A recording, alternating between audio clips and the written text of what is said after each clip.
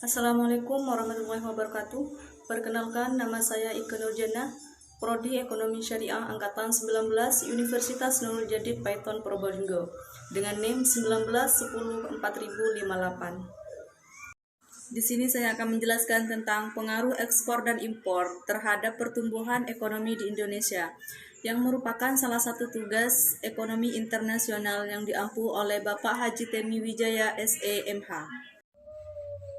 Definisi dari perdagangan internasional adalah perdagangan yang dilakukan oleh penduduk suatu negara dengan penduduk negara lain dalam dasar kesepakatan bersama.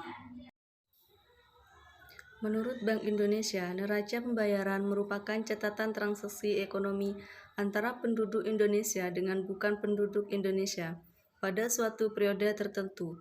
Hubungan antara perdagangan internasional dan pertumbuhan ekonomi menjadi topik yang banyak dibahas di bidang ekonomi, tetapi masih kontroversial. Ekspor dan impor erat berkaitan dengan kegiatan ekonomi, khususnya dalam bidang perdagangan. Menurut Sugiono, tentang penelitian perdagangan internasional terkait ekspor dan impor, dari hasil regresi dapat dilihat bahwa jumlah ekspor berpengaruh positif dan signifikan terhadap pertumbuhan ekonomi. Impor ialah sebuah kegiatan transportasi atau komoditas dari suatu negara.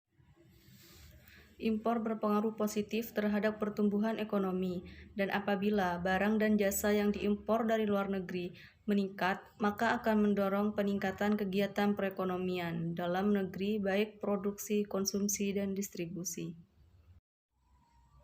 Kesimpulan dari presentasi yang sudah saya paparkan ialah jumlah ekspor dan tingkat kurs rupiah berpengaruh terhadap pertumbuhan ekonomi, sedangkan jumlah impor tidak berpengaruh terhadap pertumbuhan ekonomi.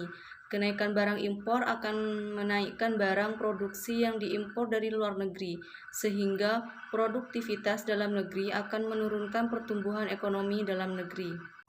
Sekian penjelasan singkat dari saya. Bila ada kata atau bahasa yang kurang berkenan, saya mohon maaf. Wassalamualaikum warahmatullahi wabarakatuh.